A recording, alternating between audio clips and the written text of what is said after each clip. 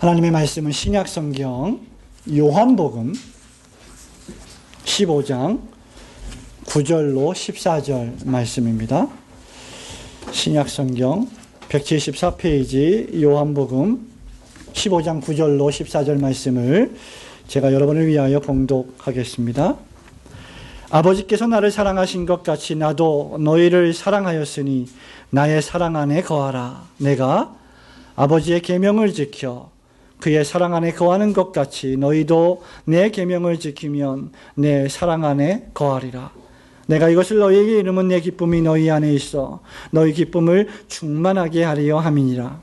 내 계명은 곧 내가 너희를 사랑한 것 같이 너희도 서로 사랑하라 하는 이것이니라. 사람이 친구를 위하여 자기 목숨을 버리면 이에서 더 큰 사랑이 없나니 너희가 나의 명하는 대로 행하면 곧 나의 친구라. 아멘. 여러분 1912년 4월 14일 날 무슨 일이 있었는지 혹시 기억하십니까? 도대체 무슨 일이 있었습니까, 목사님? 269m 높이, 약 20층 높이, 그리고 증기기관 하나가 3층 집에 해당할 만큼 엄청난 큰 배가 있었습니다. 그 배의 이름이 바로 타이타닉이라고 하는 배였습니다. 이 타이타닉이라고 하는 배는 당시에 이중바닥을 가지고 있었고 16개의 방수격실을 갖추고 있었을 만큼 그 당시 약 104년 전에 지어진 그 당시의 배로서는 가히 최첨단의 배였고 사람들은 이 배를 가리켜서 현대 과학 문명의 엄청난 성취라고 불렀습니다. 그래서 이 배의 별명이 무엇이었느냐? 불침선이라고 하는 배였습니다. 무슨 말이냐? 절대로 가라앉지 않을 배다. 이 배는 인간이 만든 배 가운데서 가장 튼튼하고 가장 완벽한 배이기 때문에 절대로 그 어떤 항해에도 그 어떤 풍랑에도 그 어떤 파도에도 가라앉지 않을 것이다 라고 자신만만해했던 배였습니다. 1912년 4월 어느 순풍이 부는, 봄바람이 살랑살랑 부는 그러한 따뜻한 날씨에 이 배가 영국에서 미국으로 출항을 떠났습니다. 당시 2200명의 승객을 태우고 항해하던 이 배가 1912년 4월 14일 날 절대 가라앉지 않을 배라고 자부했던 이 배가 대서양 한가운데서 침몰하고 말았습니다. 정확히 104년 전 지난주 목요일의 일이었습니다. 2200명 가운데 무려 1500여 명이 사망을 당했습니다. 목숨을 잃었죠. 여러분 어제는 무슨 날이었습니까? 4월 16일 어제는 476명의 승객을 태운 청해진 소속 세월호가 진도 앞바다에서 침몰한 날이었습니다. 2년이 흘렀습니다. 제주도로 수학여행을 떠나던 안산에 있는 단원고 학생을 포함해서 300명이 넘는 학생들과 사람들이 죽었습니다. 정확히 2년이 흐른 날입니다. 여러분 타이타닉호와 세월호가 차이가 있다면 똑같이 침몰했지만 타이타닉호는 대서양 앞바다에 나타난 바닷속의 큰 바위였던 암초를 알고 있었음에도 불구하고 그 암초쯤이야 간단하게 이 배는 부서뜨리고 항해를 계속할 수 있다고 믿었던 인간의 교만이 원인이었습니다. 반면에 세월호는 온갖 불법 증축과 개조와 불법 화물 적재, 관제 허술, 골든타임을 놓친 구조작전의 지연, 특공대 투입의 보류, 해양경찰의 미온적 구조, 선장을 비롯한 선원들의 탈출, 그야말로 수백 명의 인재를 살릴 수 있었음에도 불구하고 사람들의 실수로 말미암아 많은 사람들이 죽어갔던 인재 가운데 재앙이었습니다.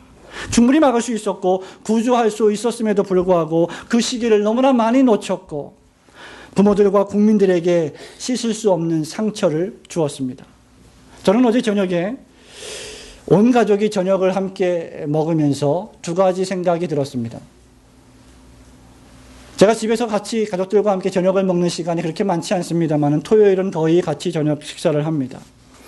하나는 감사하다는 마음이었고 다른 하나는 미안하다는 마음이었습니다. 우리 큰딸이 정확히 2년 전에 고등학교 2학년 학생이었습니다. 영진이, 태훈이가 정확히 고등학교 2학년이었고 바로 그 세월호에 갇힌 아이들이 바로 내 딸, 내 아들일 수도 있었다는 사실을 우리는 생각해야 합니다. 우리 아이가 죽지 않았으니 괜찮다, 감사하다, 다행이다 라고 치부해 버릴 만한 문제가 아닙니다. 왜냐하면 그런 일들은 끊임없이 계속해서 또 벌어질 수 있기 때문입니다. 어제 저녁에 같이 웃으면서 밥을 먹었습니다. 그래서 차가운 바닷속에 있어야만 했던 우리의 아이들에게 미안합니다. 세월호와 같은 비극을 다시 반복하지 않으려면 저와 여러분이 그리스도인으로서 어떻게 살아가야 할까? 제가 제목 설교를 거의 하지 않지만 이번 주는 특별히 제목 설교를 좀 해야 되겠습니다. 세월호 같은 비극을 우리가 다시 맞이하지 않으려면 저와 여러분이, 하나님을 믿는 저와 여러분이 어떻게 살아야 하겠습니까? 우리는 다시 한번 하나님의 말씀으로 돌아가야 한다고 생각합니다. 주어진 본문 말씀을 통해서 예수 그리스도께서 우리에게 명령하시는 그 깊은 뜻을 생각하며 이 시대에 교회를 다니는 그리스도인으로서 어떻게 살아야 할지를 생각해 보겠습니다. 우리가 제일 먼저 생각해야 할 것은 기독교의 하나님은 사랑의 하나님이시라는 사실입니다. 9절부터 11절 말씀을 저와 여러분이 함께 읽도록 하겠습니다. 시작. 아버지께서 나를 사랑하신 것 같이 나도 너희를 사랑하였으니 나의 사랑 안에 거하라.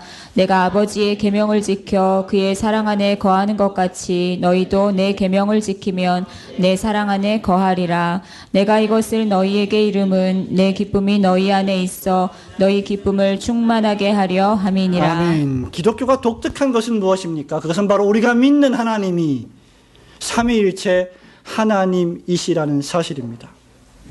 기독교의 하나님이 삼위일체 하나님이시라고 하는 이 사실은 독특하고 구별되는 세 분의 인격이 존재한다는 것입니다. 그리고 그 세 분의 존재가 서로 완벽히 연합하여 한 분 하나님이 되신다는 것입니다. 그래서 이것은 신비요, 인간의 지성과 머리로는 가히 포괄할 수 없는, 완전히 담을 수 없는 기독교의 진리입니다.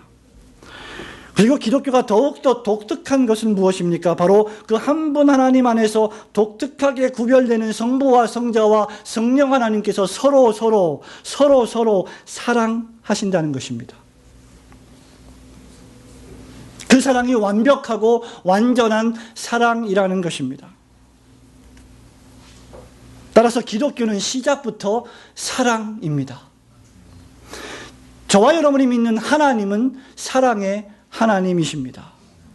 예수님께서 9절 말씀해 보니까 우리를 사랑하시는 건 역시, 우리를 위해 십자가에서 피를 흘리시고 몸을 찢기신 이유 역시 하나님 아버지께서 자기를 사랑하셨기 때문이라고 밝히고 있습니다. 이것이 기독교와 타종교의 신을 극명하게 구별짓는 특별한 점입니다. 성도 여러분, 이것이 무엇을 의미합니까? 사랑은 결코 혼자 할 수 없습니다. 사랑에는 대상이 있어야 합니다. 삼위일체 하나님에게는 성부와 성자와 성령이 서로 대상이 됩니다. 사랑은 내가 너에게, 사랑은 네가 나에게 하는 어떤 것입니다. 그래서 오늘 본문의 12절 말씀에도 또 마지막 17절 말씀에도 예수님께서는 우리에게 뭐라고 명령하십니까? 서로 사랑하라고 명령하고 계십니다. 서로 사랑을 실천하는 것이야말로 저와 여러분이 하나님을 믿고 있다고 하는, 나에게 믿음이 있다고 하는 응변적인 증거가 됩니다. 우리가 서로 사랑을 실천하지 않는다면 우리 안에 하나님을 사랑함이 없는 것이고 우리 안에 믿음이 없다는 반증이 되는 것입니다. 누가 믿음이 좋은 사람입니까? 누가 믿음이 있는 사람입니까? 하나님께로부터 받은 사랑을 실천하여 서로 사랑하는 사람입니다. 서로 사랑을 실천하는 것이야말로 저와 여러분이 가지고 있는 30년, 20년, 10년의 신앙의 경력, 교회 생활의 경력보다 훨씬 더 강력하고 웅변적인 믿음의 증거가 되어야 합니다. 우리가 가지고 있는 목사라고 하는 직분, 장로와 권사와 집사라고 하는 직분보다 훨씬 더 강력한 믿음의 증거는 사랑의 실천이어야 한다는 것입니다. 하나님을 믿는 믿음의 열매는 사랑을 실천하는 것으로 나타나야 합니다. 요한복음 15장이 무엇을 가리키고 있습니까? 나는 포도나무다, 너희는 가지다. 가지가 포도나무에 붙어있지 아니하면 열매를 맺을 수 없다. 다시 말하면 하나님의 사랑을 우리가 실천하지 않는다면 우리는 나무에, 주님에게 붙어있는 자들이 아니라는 사실입니다. 여러분, 이 사랑은 성부와 성자와 성령으로 확장되는 사랑입니다. 성부의 사랑을 받으신 성자께서 저와 여러분을 죽기까지 사랑하셨습니다. 요한복음 13장 1절에서 우리 예수님이 유월절 전에 자기가 세상을 떠나 아버지께로 가실 때가 이른 줄 아시고 세상에 있는 그 다음 말씀, 자기 사람들을 사랑하시되 끝까지 사랑하시니라. 우리가 이 사랑을 받았습니다. 그 결과 우리가 죽었다가 살았습니다. 그 결과 우리가 죄에서 구원함을 얻었습니다. 그 결과 우리가 예수 그리스도의 의의 옷을 입고 의인이 되었습니다. 그렇기 때문에 우리도 서로 사랑하는 것이 마땅합니다. 사랑이 빠진 기독교는, 사랑이 없는 그리스도인은 겉만 번지르한 회칠한 무덤 바리새인과 같습니다. 성령의 9가지 열매 가운데 여러분 9가지 열매를 다 못 외워도 또 순서대로 못 외워도 상관없습니다. 성령의 9가지 열매 가운데 첫 번째가 무엇입니까? 사랑입니다. 사랑과 희락과 화평과 오래 참음과 자비와 양선과 충성과 온유와 절제 가운데 가장 먼저 나오는 것이 사랑입니다. 고린도전서 13장에 믿음, 소망, 사랑은 항상 있을 것인데 그 중에 제일은 사랑이라. 저와 여러분이 산을 옮길 만한 믿음을 가지고 있고 저와 여러분이 평생에 걸쳐서 수많은 위대한 업적을 성취했다 할지라도 사랑이 없으면 울리는 꽹과리와 같고 소리나는 부리와 같습니다. 하나님은 우리를 먼저 사랑하셨고 당신이 가장 아끼시는 독생자를 아낌없이 내어주시기까지 우리를 사랑하셨습니다. 그것을 믿는 자가 신자입니다. 그 말로 다 할 수 없는 하나님의 사랑 앞에 감격하고 감사하시는 성도들이 되시기를 주님의 이름으로 축원합니다. 목사님, 기독교의 하나님이 사랑의 하나님이라고 하는 것이 세월호와 도대체 무슨 관계가 있다는 말입니까? 여러분, 기독교의 하나님이 사랑의 하나님이시라고 하는 사실을 우리가 아는 것이 신자들에게 어떤 의미를 지닙니까? 그것은 바로 두 번째로 기독교인은 자신을 희생해서 사랑을 실천해야 하는 사람임을 알려주고 있습니다. 12절과 13절 말씀을 같이 읽도록 하겠습니다. 시작. 내 계명은 곧 내가 너희를 사랑한 것 같이 너희도 서로 사랑하라 하는 이것이니라. 사람이 친구를 위하여 자기 목숨을 버리면 이에서 더 큰 사랑이 없나니. 아멘이라고 했습니다. 성도 여러분, 하나님이 날 사랑하셨구나. 하나님이 날 위하여 십자가에서 죽으셨구나. 내가 구원받았구나. 내가 무슨 죄를 지어도 나는 구원을 얻었구나. 참 감사하다. 날 사랑해 주시는 하나님 감사합니다. 거기서 끝. 거기서 끝. 그것이 한국교회가 가지고 있던 여러 가지 문제점 가운데 하나였습니다. 딴 사람이 어떻게 되든지, 이 세상의 부조리와 죄가 어떻게 우리 세상을 더럽게 만들어 가든지 관계없이 나만 구원받았다면 아무 상관이 없다고 생각하는 것, 그것이 바로 우리가 가진 문제점 가운데 하나입니다. 그렇다고 하면 이제 우리는 이 엄중한 주님의 경고 앞에 귀를 기울여야 합니다. 그것이 무엇입니까? 하나님이 예수님을 사랑하셨고, 그렇게 예수님이 우리를 사랑하셨다면 우리도 그 사랑을 누군가에게 전하고 전할 뿐만 아니라 누군가에게 그 사랑을 수행해야 한다는 것입니다. 목사님 잘 알겠습니다. 하나님의 사랑이시고 우리는 사랑을 실천해야 될 신자임을 잘 알겠습니다. 어떻게 사랑을 실천해야 합니까? 두 가지입니다. 첫째는 계명을 지키는 것입니다. 성도 여러분, 사랑을 거창한 것이라고 생각하지 마십시오. 무언가 특별한 것만, 특별한 사람들만 사랑할 수 있다고 착각하지 마십시오. 사랑은 계명을 지키는 것입니다. 사랑은 하나님의 말씀을 지키는 것입니다. 14절에도 너희가 나의 명하는 대로 행하면 곧 나의 친구다. 10절에도 너희도 내 계명을 지키면 내 사랑 안에 거할 것이다. 계속해서 반복하여 주님은 계명을 지키라고 말씀하십니다. 구약에서 계명은 어디에 요약되어 있습니까? 의심의 여지 없이 10계명에 요약되어 있습니다. 만일 저와 여러분이 신자로서 우리가 마땅히 지켜야 할 도덕법인 10계명을, 아니 10계명만, 아니 10가지 계명만 정말 온전히 지킬 수만 있다면, 지키고 살아간다면 이 세상에는 하나님의 사랑이 넘쳐날 것입니다. 물론 이 세상에 존재하는 모든 악과 죄가 전부 다 우리가 계명을 완벽히 지키지 못하기 때문에 발생하는 것은 결코 아닙니다. 그 모든 죄악들을 그리스도인이 다 뒤집어서도 안 될 것입니다. 그럼에도 불구하고 우리는 주님의 계명의 말씀을 지켜야 될 사명이 있는 자들입니다. 우리가 10계명만 제대로 지켜내도, 그리스도인 국회의원들이 10계명만 제대로 지켜내도 더 이상 세월호와 같은 비극은 발생하지 않을 것이라고 저는 생각합니다. 왜냐하면 우리가 10계명을 온전히 지켜내면 철저하게 악을 어느 정도 제거할 수 있으며 사회의 정의를 구현하고 진실을 추구할 수 있기 때문입니다. 저는 우리 올고든 교회의 자녀들이, 우리 주일학교 친구들이, 청년대학부 친구들이 10계명을 지키기를 소원합니다. 진실을 추구하기를 소원합니다.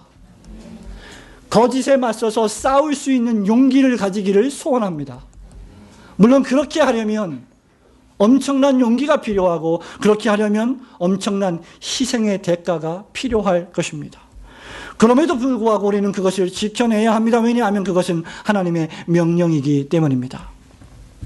우리는 이것을 지켜내기 위해서 하나님을 예배하고 경배합니다.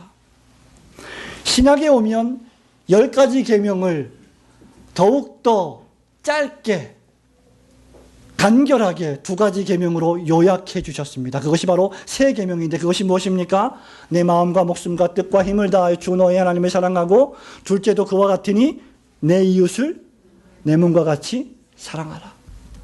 하나님의 사랑, 이웃 사랑, 저와 여러분이 귀가 닳도록 들었던 이 사랑의 실천이야말로 10계명을 실천하는 큰 율법과 선지자의 대강령입니다.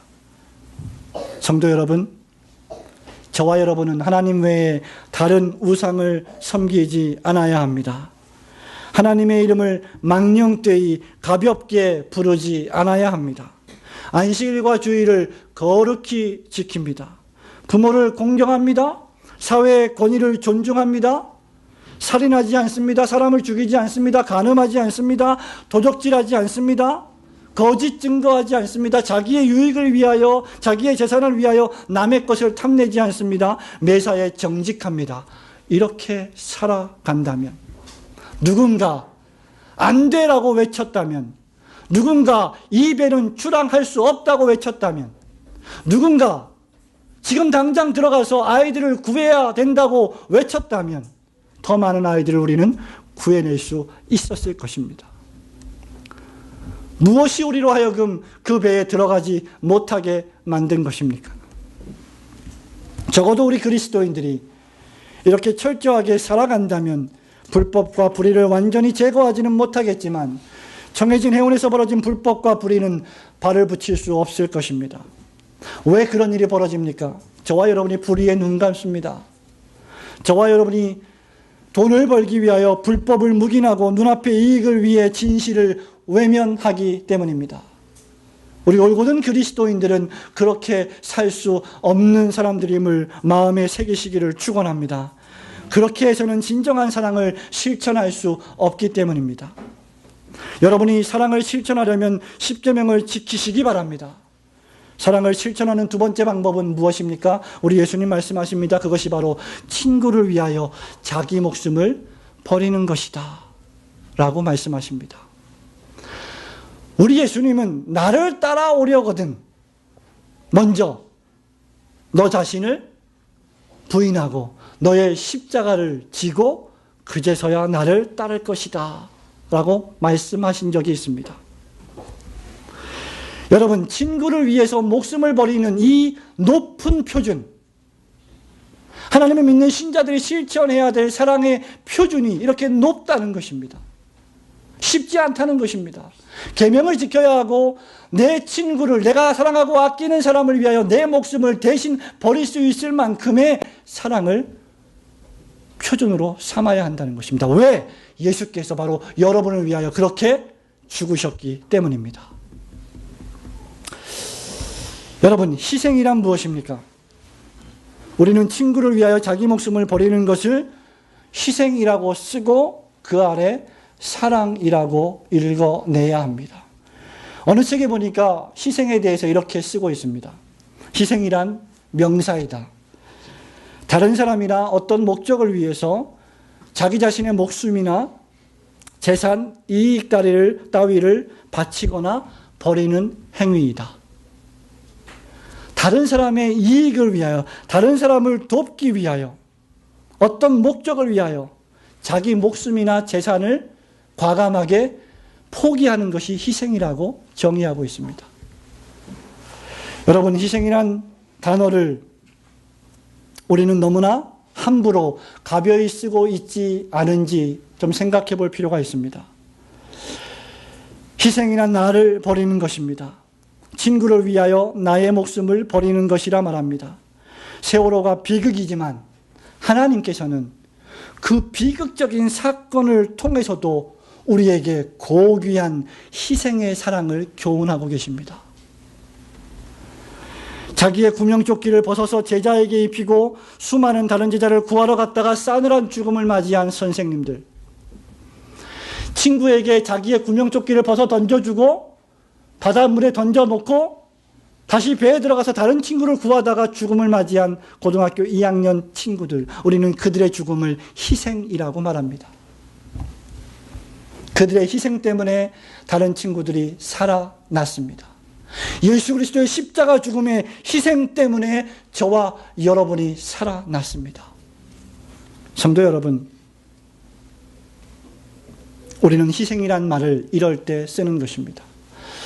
어젯밤에 말씀을 마무리하면서 저 혼자 이런 생각을 해봤습니다. 우리가 다 배를 타고 가고 있다. 우리 올곧은 교회 모든 가족들이, 오늘 처음 오신 성도님들 포함해서 다 가족들이 배를 타고 가고 있다.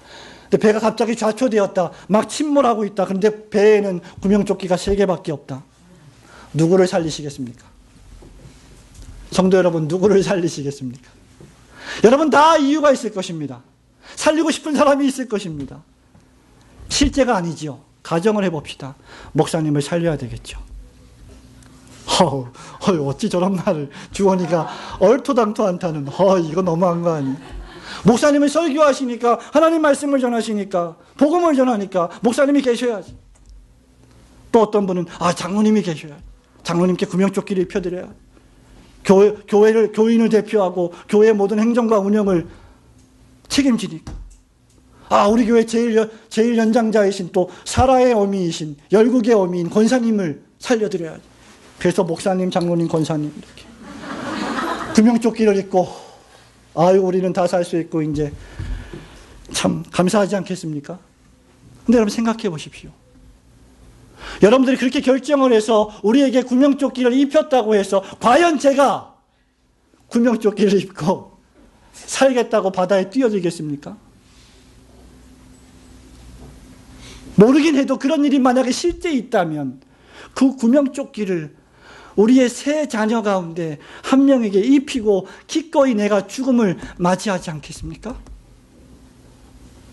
우리 장로님은 지구기를 살릴지 중원이를 살릴지 고민하시겠지만 누군가를 살리고 자기가 죽지 않겠습니까? 성도 여러분, 무거운 설교를 정말 무겁지 않게 하려고 노력하고 있습니다. 사랑하는 자녀에게 입히고 어떻게 하든지 그를 살리고 내가 대신 죽는 것, 그것이 희생입니다. 한국교회가 다시 살아나려면 그런 희생이 회복되어야 합니다. 사랑하는 성도 여러분, 우리가 왜 이런 희생을 감행할 수 있습니까? 바로 정확하게 예수 그리스도께서 날 위하여, 우리를 위하여 그렇게 자신을 던지셨기 때문입니다. 그리고 우리에게 말씀하십니다. 너희도 가서 그와 같이 하라. 왜 우리가 만족하지 못합니까? 사랑받고 싶어 하기 때문이죠. 나의 사랑이 충족되지 않기 때문이죠. 나의 이기심, 나의 질투, 나의 정욕, 나의 욕망 때문에 타인을 위하여 희생하지 못합니다. 그러나 내가 사랑하면, 내가 희생하면 그 공동체는 살아날 수 있습니다.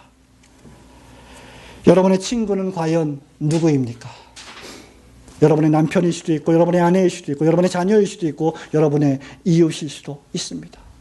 친구를 위하여 목숨을 버리면 이에서 더 큰 사랑이 없나니라고 했는데, 목숨을 버리지 못한다면 목숨 이외의 모든 것은 버릴 수 있지 않겠습니까? 그 정도도 우리가 실천을 하지 못한다면 어떻게 그리스도의 제자라고 말할 수 있겠습니까? 여러분도 친구를 위하여 목숨을 버릴 만큼 사랑을 실천하시는 성도들이 되시기를 주님의 이름으로 축원합니다. 세월호와 기독교 마지막 세 번째는 이것입니다.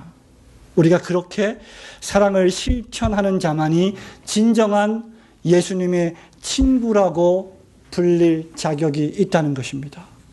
14절 말씀을 큰 소리로 함께 읽습니다. 시작. 너희가 나의 명하는 대로 행하면 곧 나의 친구라. 여러분,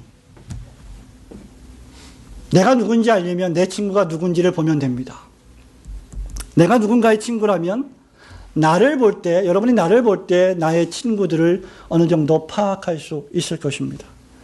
친구란 무엇입니까? 우정을 나누는, 우정이라고 하는 brotherly love, 이 형제 사랑을 나누는 관계입니다. 같은 가치관, 같은 목적, 같은 사상, 같은 시각, 같은 노선을 바라볼 때, 그것을 공유할 때 우리는 진정한 친구가 될 수 있습니다. 우리는 예수 그리스도 안에서 믿음을 가지고 함께 친구가 되었습니다. 오늘 예수님이 네가 나의 친구다, 내가 너의 친구다, 예수님이 나의 친구다라고 말할 수 있으려면 그분의 목적, 그분의 사상, 그분의 가치관을 공유해야 한다고 말합니다. 무엇보다도 포도나무이신 예수 그리스도 안에 있어야 한다고 말씀하십니다. 예수님 뭐라고 말씀하십니까? 서로 사랑하라. 그래야만 네가 진정 나의 친구다.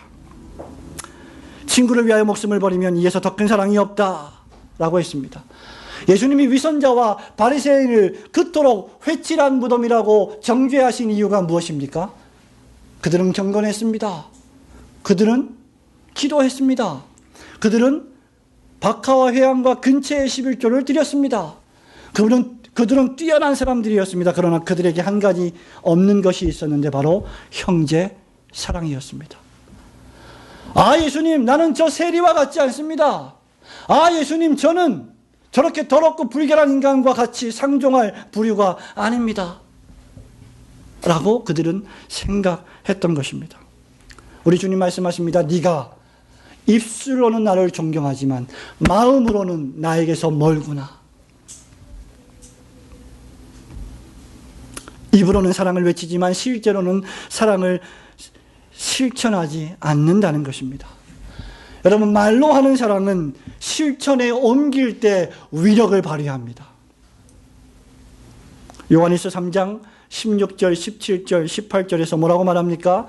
그가 우리를 위하여 목숨을 버리셨으니 우리가 이로써 사랑을 알고 우리도 형제들을 위하여 목숨을 버리는 것이 마땅하니라. 여러분, 이런 말씀들을 읽을 때 어떻게 그냥 읽을 수 있습니까? 예수님이 우리를 위하여 목숨을 버리신 것처럼 너희들도 형제를 위하여 목숨을 버리는 것이 고귀한 희생이 아니라 마땅하다. 사도 요한이 말합니다. 누가 이 세상 재물을 가지고 형제의 궁핍함을 보고도 도와줄 마음을 막으면 하나님의 사랑이 어찌 그 마음속에 있겠느냐. 자녀들아, 말과 혀로만 사랑하지 말고 행함과 진실함으로 하자 라고 요한이 우리에게 말합니다. 물론 우리는 이 세상의 모든 사람들을 다 이와 같이 도우며 사랑할 수 없습니다. 내 남편 사랑하기도 버겁고 내 자녀 사랑하기도 버겁고 먹고 살기도 너무나 버거운 삶을 살 수밖에 없는 상황입니다. 그럼에도 불구하고 우리는 최대한의 노력을 기울여서 그들의 구주가 되시는 예수 그리스도의 십자가 사랑을 전해야만 합니다. 예수께서 그들을 위하여 죽으셨습니다. 그 결과 그들의 죄를 사하고 그들을 사망과 지옥 권세에서 하나님의 자녀가 되는 축복을 주셨습니다.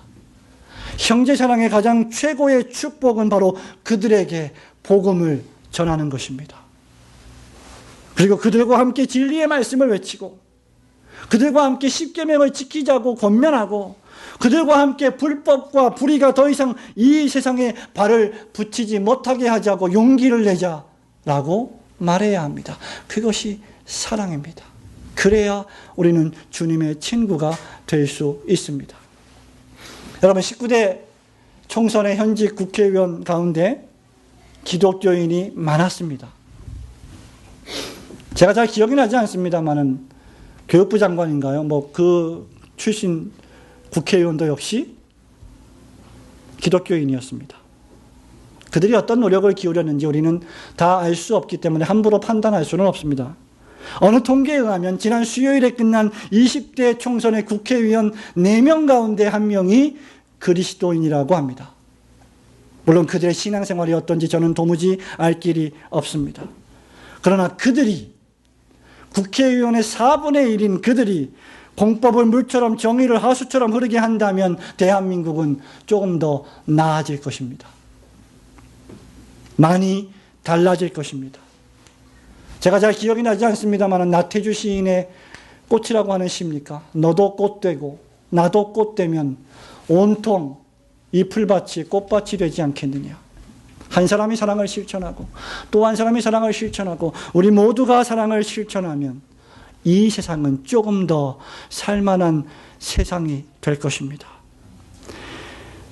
여러분, 그렇게 살아내기 위해서는 그 시작이 믿음이어야 합니다.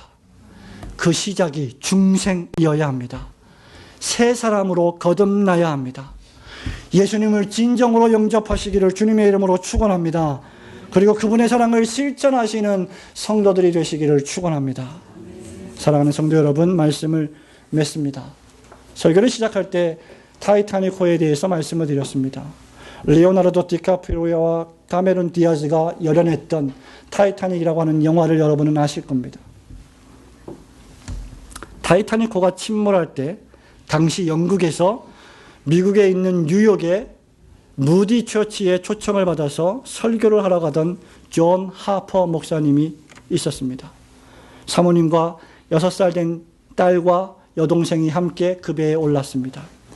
그러나 뜻하지 않게 타이타닉호가 침몰했습니다. 저마다 살기 위해 구명보트를 타려고 2200명이 필사적으로 노력을 기울였습니다. 하퍼 목사님은 6살 된 딸과 여동생을 구명보트에 먼저 태웠습니다. 자신은 구명조끼를 입고 사람들에게 죽음을 준비하라고 설교하기 시작했습니다. 왜냐하면 구명보트가 너무나 적었기 때문입니다.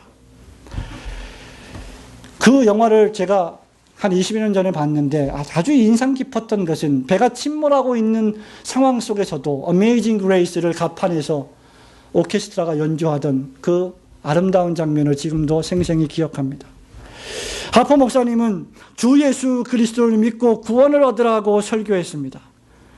그러던 중에 그는 구명조끼를 입은 채로 차가운 바다에 빠졌습니다. 그리고 그 옆에는 구명조끼가 없는 채로 바다에 빠져서 흔들리고 있는 한 남성이 있었습니다.